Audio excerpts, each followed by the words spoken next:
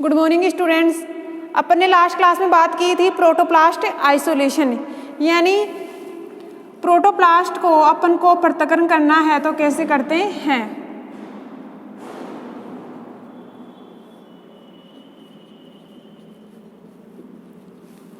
जैसे अपन प्रोटोप्लास्ट को आइसोलेशन करते हैं, पृथक्करण करते हैं, दो मेथड से करते हैं। दो टाइप कौन कौन से थे?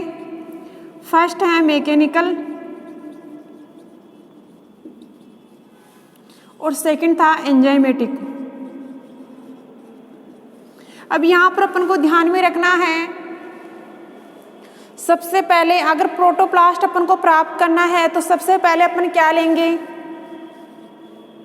पादप के कायिक भाग लेंगे। कायिक भाग कौन कौन से हो सकते हैं? जैसे leaf, stem, root, tip part, यानी अपन कोई सा भी भाग ले सकते हैं, कायिक भाग। उसके बाद अपन बात करते हैं, जैसे ये भाग लेते हैं तो इनको क्या करेंगे? जैसे अपन ने लीफ ले ली तो लीफ को क्या करेंगे? निर्जमीकृत करेंगे। निर्जमीकृत करते हैं। उसके बाद अपन को क्या करना है? प्रोटोप्लास्ट प्राप्त करना है। यानी अब उस लीफ से अपन ने सबसे पहले लीफ ले ली। लीफ कहाँ से ली? शुद्ध प्लांट से ली, स्वच्छ प्लांट से ली। वहाँ से लीफ लेने के बाद लीफ को अपन ने क्या कर दिया? निर्जमीकृत किया।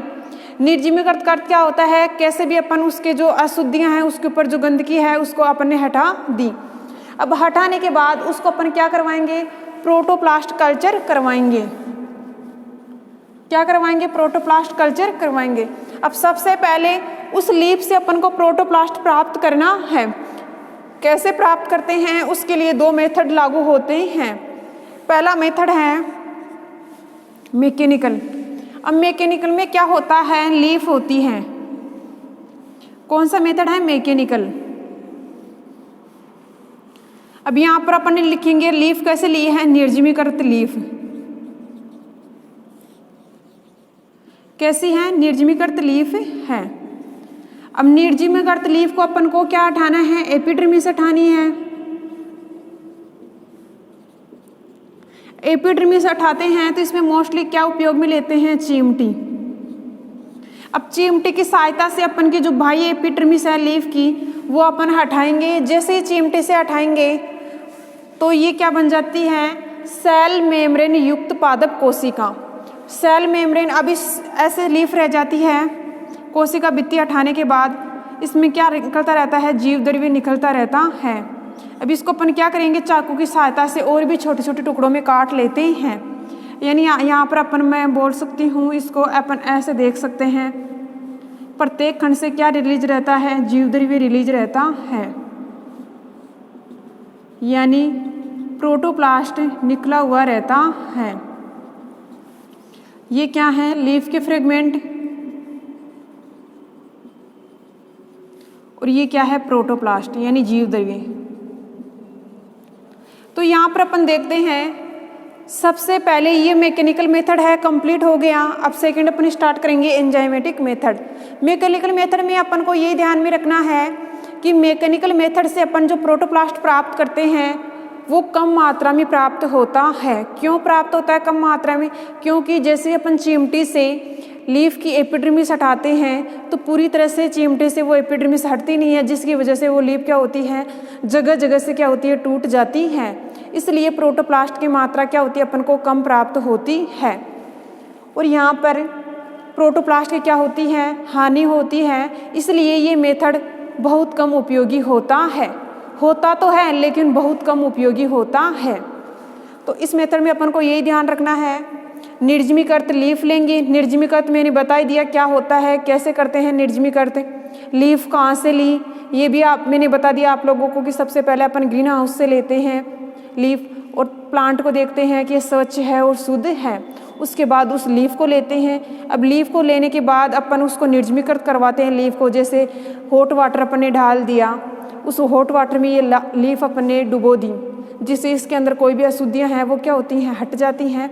उस प्रोसेस को क्या बोलते हैं? निर्जमीकृत बोलते हैं। अब निर्जमीकृत लीफ को अपन चिमटी की सहायता से क्या हटाएंगे? एपिडर्मिस हटाएंगे, लेकिन चिमटी से वो क्या होती है, लीफ जगह जगह क्या होती है, टूट जाती है। और जैसे जैसे जगह जगह टूट जाती है तो उसके जैसे अपन चिमटी से एपिडर्मिस हटा देते हैं तो जो अब लीफ बचती है वो उसको अपन कह सकते हैं सेल मेम्ब्रेन से घिरी हुई पादप कोशिका क्या कहलाती है, प्रोटोप्लास्ट कहलाती है। अब यहाँ पर जो लीफ है एपिडर्मिस के हटाने के बाद जो शेष लीफ रहती है उसको अपन चाकू की सहायता से और भी छोटे छोटे टुकड़ों में काट लेंगे। जैसे ही छोटे छोटे टुकड़ों में काट लेंगे तो उसके चारों तरफ क्या होगा, जीव द्रव्य क्या होता है, निकलता रहता है, यानी लिक्विड फॉर्म में वो निकलता रहता है, उसको बोलते हैं प्रोटोप्लास्ट। यानी इस प्रोसेस में प्रोटोप्लास्ट बहुत ही कम मात्रा में प्राप्त होता है। इसके बाद सेकेंड मेथड है एंजाइमेटिक मेथड। सेकेंड मेथड कौन सा है, एंजाइमेटिक मेथड। अब एंजाइमेटिक मेथड में भी क्या होता है, अपन को सबसे पहले निर्जमीकृत लीफ की एपिडर्मिस हटानी है। अब यहाँ पर एंजाइमेटिक मेथड में एपिडर्मिस हटाने के लिए अपन को एंजाइम सॉल्यूशन की आवश्यकता होती है। सेकेंड मेथड क्या है, एंजाइमेटिक मेथड है।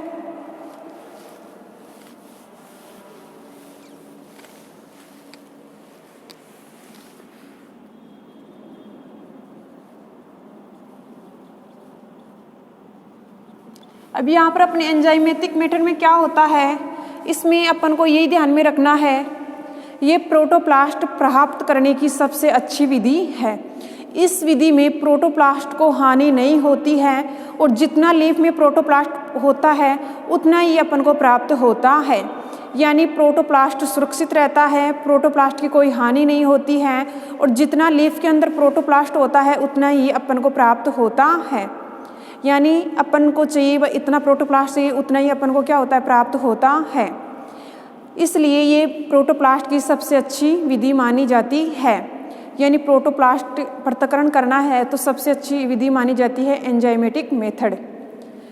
उसके बाद अपन बात करते हैं इस विधि में भी क्या चलती हैं, स्टेप चलती हैं।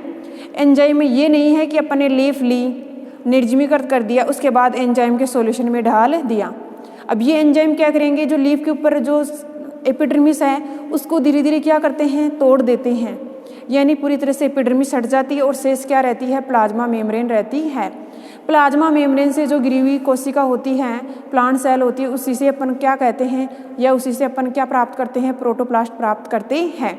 यानी अपन सबसे मानते हैं कि एंजाइमेटिक मेथड होता है उसमें सबसे पहले अपन क्या करते हैं, लीफ को निर्जमीकृत,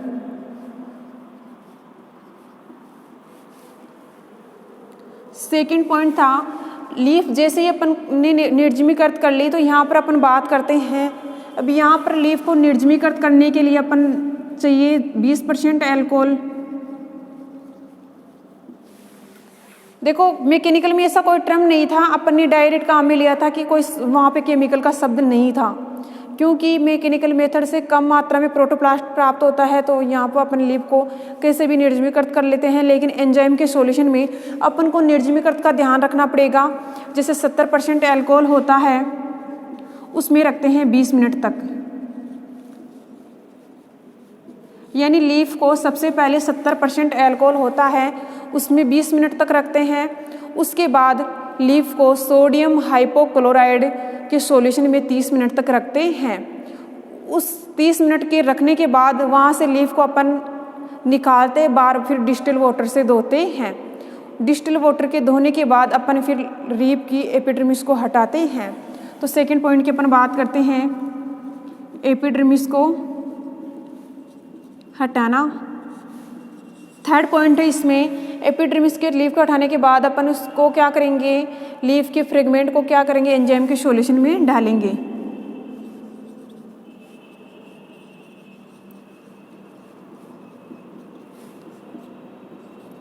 एंजाइम के सॉल्यूशन में डालेंगे।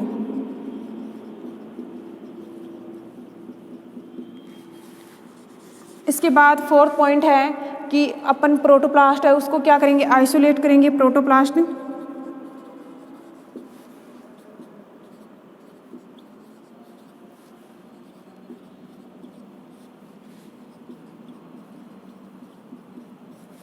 वॉश करेंगे, धोएंगे। अब सबसे पहले एंजाइमेटिक मेथड स्टार्ट होता है तो सबसे पहले अपन को ये ध्यान में रखना है, 5 स्टेपों को अपन को ध्यान में रखते हुए एंजाइम मेथड के बारे में अपन चर्चा करेंगे। सबसे पहले ये 5 स्टेप आपको ध्यान में रखना है। लीफ का निर्जमीकरण, जैसे ही लीफ निर्जमीकृत हो जाती है उसके बाद ही लीफ की क्या हटेगी, एपिडर्मिस हटेगी। ये सीक्वेंस है, ये आगे पीछे नहीं होंगे, सीक्वेंस क्रम बाय क्रम चलते रहेंगे। सबसे पहले निर्जमीकृत करना है, उसके बाद एपिडर्मिस हटानी उसकी, उसके बाद एपिडर्मिस हटाने के बाद जो शेष लीफ रहती है उसके छोटे छोटे टुकड़े करेंगे।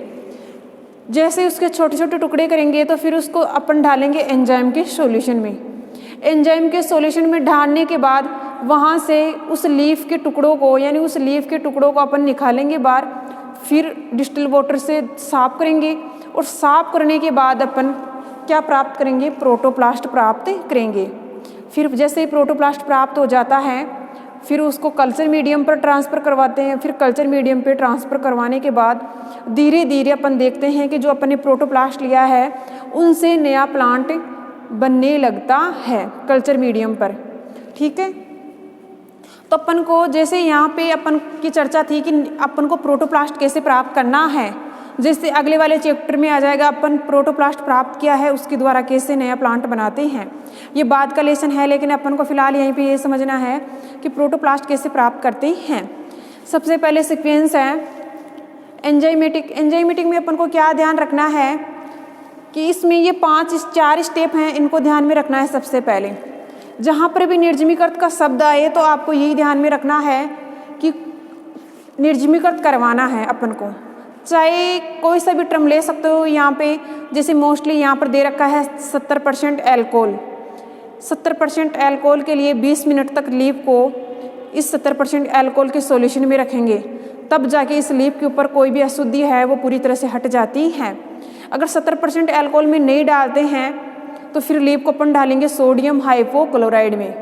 किस में डालेंगे, सोडियम हाइपोक्लोराइड के सॉल्यूशन में अपन डालेंगे 30 मिनट तक, यानी उस लीफ को 30 मिनट तक रखेंगे। रखने के पश्चात उसको 30 मिनट के बाद निकालेंगे और फिर डिस्टिल वाटर से साफ करेंगे। यानी फिर साफ करने के बाद, यानी यहाँ पे अपन को ध्यान में रखना है 70% एल्कोहल से अपन 20 मिनट तक रखेंगे किसको, लीफ को।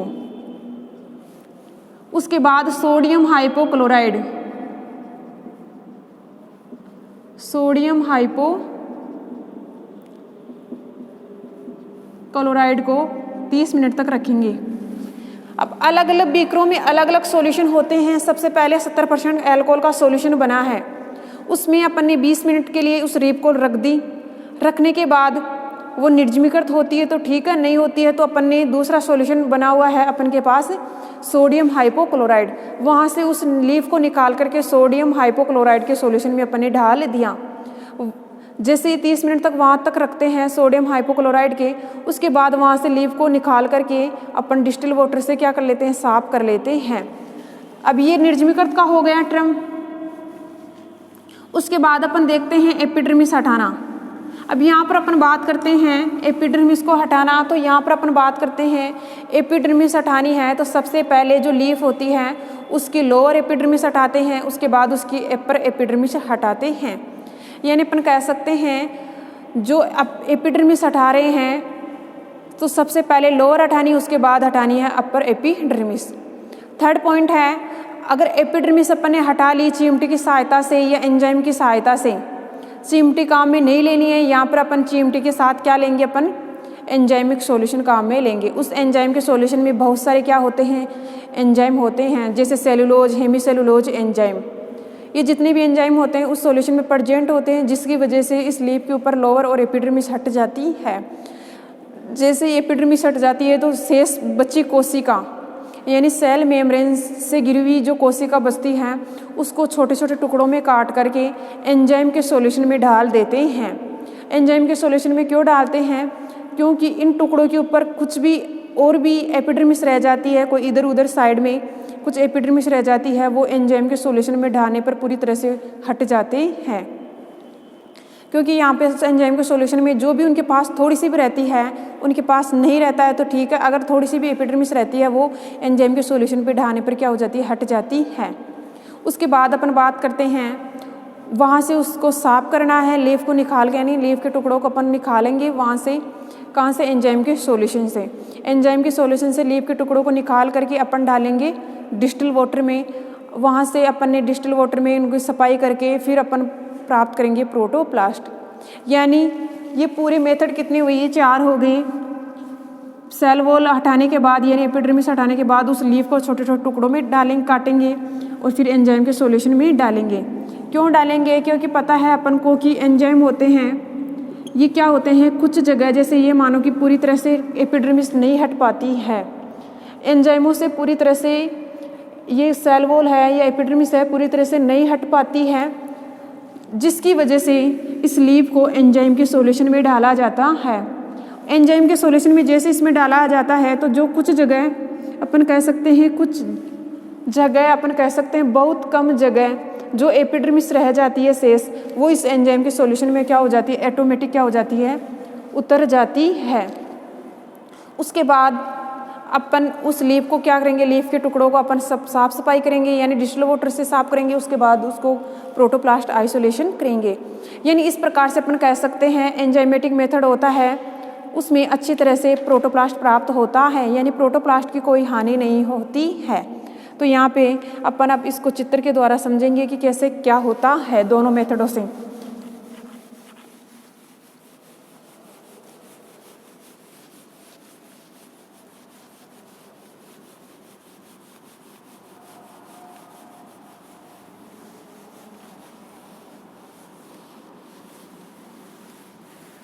सबसे पहले अपन बात करते हैं स्टेलाइजेशन लीफ।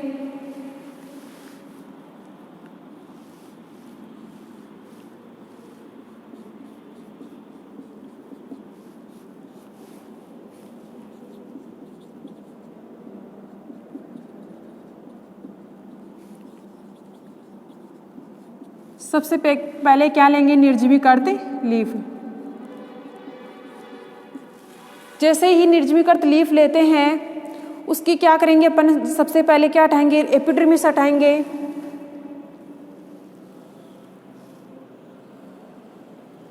ये लीफ है, ये एपिडर्मिस है। सेकेंड स्टेप में अपन को क्या हटाना है, रिमूव एपिडर्मिस।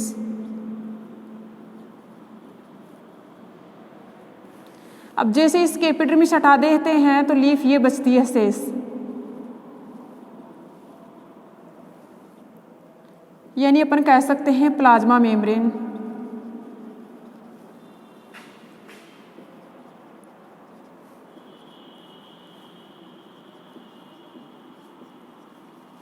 युक्त कोशिका, प्लाज्मा मेम्ब्रेन से युक्त कोशिका। अब इस लीफ को अपन क्या करेंगे, छोटे छोटे टुकड़ों में काट लेंगे।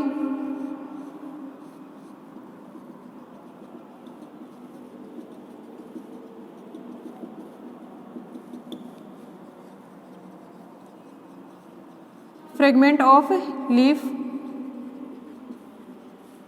अब जैसे ही छोटे छोटे टुकड़ों में इस लीफ को अपन काट लेते हैं तो इसके साइड में अपन बात करते हैं एंजाइमिक सॉल्यूशन। किसमें है, एंजाइम सॉल्यूशन। एंजाइम सॉल्यूशन की अपन बात कर रहे हैं। अब यहाँ पर अपन ने एंजाइम के सॉल्यूशन में छोटे छोटे लीफ के टुकड़े करके अपन ने किस में डाल दिए, एंजाइम के सॉल्यूशन में डाल दिए। अब यहाँ पे क्या होता है, इन टुकड़ों से क्या होता है, प्रोटोप्लास्ट रिलीज होता है। जैसे ये टुकड़े हैं तो यहाँ से प्रोटोप्लास्ट निकल गया बाहर, इधर से निकल गया, यानी अपन कह सकते हैं रिलीज्ड प्रोटोप्लास्ट, स्रावित प्रोटोप्लास्ट। अब यहाँ से अपन ने स्रावित कर लिया प्रोटोप्लास्ट। उसके बाद देखते हैं इसको सेंट्रीफ्यूज करवाते हैं। जैसे इन टुकड़ों को क्या करवाते हैं, सेंट्रीफ्यूज करवाते हैं।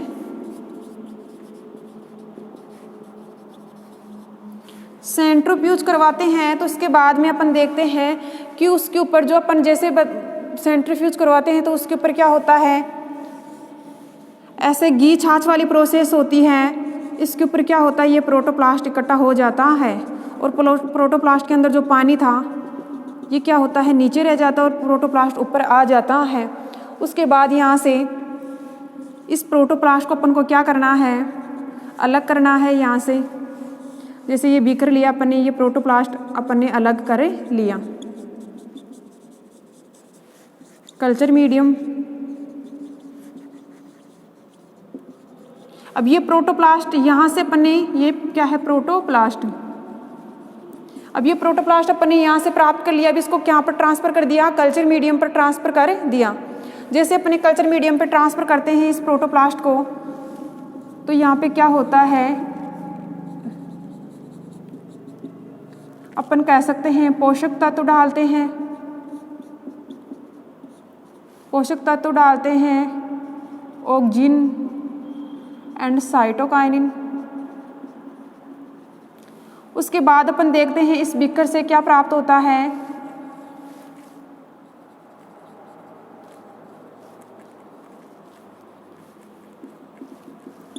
नया प्लांट प्राप्त होता है। और फिर इस प्लांट को अपन देखते हैं,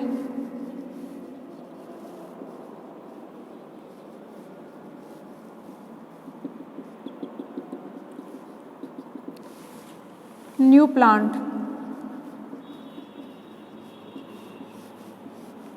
और यहाँ से अपन करते हैं कि ये लीफ अपन ने ली, इसको बोलते हैं एंजाइमेटिक मेथड। यानी सबसे पहले इस मेथड को अपन देखते हैं। सबसे पहले अपन बात करते हैं, अपन ने ली हेल्थी प्लांट से एक क्या ली, लीफ ली। जैसे हेल्थी प्लांट से अपन लीफ लेते हैं तो उस लीफ को अपन क्या करवाते हैं, निर्जमीकृत करवाते हैं।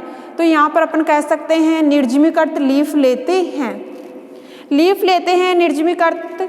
उसके बाद उस निर्जमीकृत लीफ की जो एपिडर्मिस है उसको अपन हटाते हैं। किसकी सहायता से हटाते हैं, अगर एंजाइमेटिक मेथड है तो अपन क्या डालेंगे, एंजाइम में सॉल्यूशन डालेंगे। अगर मैकेनिकल मेथड है तो अपन क्या काम में लेंगे, चिमटी काम में लेंगे। तो यहाँ पर अपन एंजाइमेटिक मेथड के बारे में पढ़ रहे हैं। तो यहाँ पर अपन रिमूव क्या करेंगे, एपिडर्मिस को हटाएंगे। एपिडर्मिस को हटाते हैं किसकी सहायता से, एंजाइम की सहायता से। यानी एंजाइमों की सहायता से लीफ की एपिडर्मिस हटाते हैं। लीफ की जैसे एपिडर्मिस हटाते हैं तो शेष कोशिका बचती है लीफ की, उसको बोलते हैं प्लाज्मा मेम्ब्रेन से युक्त कोशिका। यानी प्लाज्मा मेम्ब्रेन से घिरी हुई संरचना क्या कहलाती है, प्रोटोप्लास्ट कहलाती है। अब ये लीफ बच जाती है, जैसे एपिडर्मिस हटाते थे तो इस प्रकार की लीफ बचती है। अब इस लीफ को अपन क्या करेंगे, चाकू की सहायता से, यानी अपन कह सकते हैं चाकू की सहायता से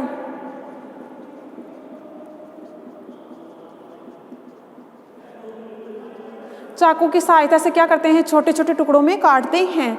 जैसे अपन छोटे छोटे टुकड़ों में काट देते हैं इन लीफ के टुकड़ों को, तो क्या होता है, इनके साइडों में क्या होता है, प्रोटोप्लास्ट रिलीज रहता है। उसके बाद इन टुकड़ों से क्या होता है, प्रोटोप्लास्ट यानी चिपचिपा पदार्थ बाहर निकलता रहता है। यानी अपन को दिखाई देता है कि प्रोटोप्लास्ट इन टुकड़ों से बाहर निकल रहा है। उसके बाद सेंट्रीफ्यूज करवाते हैं, इन टुकड़ों को एक सेंट्रीफ्यूज करवाते हैं। सेंट्रीफ्यूज क्या होती है प्रोसेस, जैसे छाछ घी वाली प्रोसेस होती है, घी ऊपर आ जाता है और छाछ नीचे रह जाती है। उसी प्रकार ये प्रोटोप्लास्ट यानी हरा हरा होता है, वो तो ऊपर इकट्ठा हो जाता है और इन टुकड़ों के अंदर जो पानी है, लिक्विड पदार्थ है, वो क्या होता है, नीचे रह जाता है। अब अपन को तो ये ऊपर वाला प्रोटोप्लास्ट है ये चाहिए, यही होता है प्रोटोप्लास्ट। अब इस प्रोटोप्लास्ट को यहाँ से अपन ने हटा करके कहाँ पर ट्रांसफ़र कर दिया, कल्चर मीडियम पर ट्रांसफ़र कर दिया। अभी अपन बात करते हैं कल्चर मीडियम क्या होता है। तो कल्चर मीडियम मैंने पहले ही बताया आप लोगों को, कल्चर मीडियम एक ऐसा पदार्थ होता है, एक ऐसा मीडियम होता है, इसके अंदर सभी पोषक तत्व उपस्थित होते हैं। वे पोषक तत्व जो प्लांट की वृद्धि के लिए आवश्यक होते हैं, प्लांट की ग्रोथ के लिए आवश्यक होते हैं, जितने भी तत्व होते हैं पोषक तत्व प्लांट की आवश्यकता के लिए, वो सभी पोषक तत्व इस कल्चर मीडियम में उपस्थित होते हैं। उसी कल्चर मीडियम में अपन क्या डालते हैं, प्रोटोप्लास्ट डालते हैं। लास्ट में अपन डालते हैं, दूसरे बीकर में डालते हैं कुछ और पोषक तत्व और उसके साथ अपन डालते हैं ऑक्सीजन और साइटोकाइनिन हार्मोन। ये दो हार्मोन अपन लास्ट कंडीशन में डालते हैं। तो देखते हैं यहाँ पर ऑक्सीजन और साइटोकाइनिन जैसे हार्मोन डालते हैं तो जो केलस है यानी प्रोटोप्लास्ट है प्रोटोप्लास्ट हैं, उनसे धीरे धीरे क्या होता है, प्लांट का डेवलपमेंट होने लगता है। जैसे अपन बात करते हैं प्लांट का डेवलपमेंट होने लगता है, तो उसके बाद अपन देखते हैं लास्ट वाले कंडीशन में कि ये प्लांट धीरे धीरे क्या होते हैं, एक परिपक्व प्लांट की तरफ आगे बढ़ते हैं। यानी ये कंडीशन देखने को मिलती है। यहाँ से जैसे कंडीशन होती है तो ये क्या होते हैं, धीरे धीरे परिपक्व होते हैं और दोबारा से क्या होते हैं, एक नया प्लांट का निर्माण कर लेते हैं। फिर उन प्लांटों से अपन लीफ लेंगे, फिर दोबारा से ये प्रोसेस चलती रहेगी, फिर दोबारा से, यानी कहने का मतलब ये प्रोसेस जहाँ से स्टार्ट हुई है वहीं से एंड होकर दोबारा से स्टार्ट हो जाती है। यानी ये सीक्वेंस वाइज सीक्वेंस चलती रहती है। इसी प्रकार अपन जो हाइब्रिड प्लांट बनाते हैं, संकर प्लांट बनाते हैं, तो यहाँ पर हाइब्रिड का अर्थ क्या होता है, दो अलग अलग जातियों की लीफ। जैसे एक ले ली अपने टोमेटो की ले ली, एक ले ली अपने पोटैटो की। जैसे यहाँ पर अपन एक लीफ ली है, यही अपन ने जैसे यहाँ पे ले ली अपन ने आम की ले ली, सपोज करो दूसरे अपन ने ले ली यहाँ पे अंगूर की। दोनों के एपिडर्मिस हटानी है, दोनों के एपिडर्मिस हटाने के बाद यहाँ पे दोनों लीफ आ जाएंगी। अब दोनों की लीफों को, फ्रेगमेंटों को क्या करना है, मिक्स करना है। यानी यहाँ पे अपन कह सकते हैं दोनों लीफों के फ्रेगमेंट हैं, फिर दोनों को क्या करवाना, सेंट्रीफ्यूज करवाना है। लेकिन जैसे ही यहाँ पे सेंट्रीफ्यूज करवाते हैं, फिर अपन को पता नहीं चलता कि कौन सी लीफ का क्या मटेरियल है, कौन सा का क्या है, एक दूसरे में मिक्स हो जाते हैं अच्छी तरह से। उसके बाद उनके द्वारा जो नया प्लांट उगेगा उससे पता चलता है कि ये प्लांट किस करेक्टर को शो कर रहा है। उसके बाद उसमें जो फ्रूट लगेंगे वो किस प्रकार से लग रहे हैं। तो उसके बाद ये क्या है, प्रोटोप्लास्ट को अपन कैसे प्राप्त करते हैं। तो प्रोटोप्लास्ट प्राप्त करने के लिए दो मेथड हैं, मैकेनिकल और एंजाइमेटिक। दोनों में सबसे अच्छा है एंजाइमेटिक मेथड। इस प्रकार ये प्रोटोप्लास्ट पृथक्करण की जो मेथड हैं ये आपके कंप्लीट हो गए। नेक्स्ट क्लास में अपन पढ़ेंगे सोमेटिक हाइब्रिडाइजेशन। ठीक है।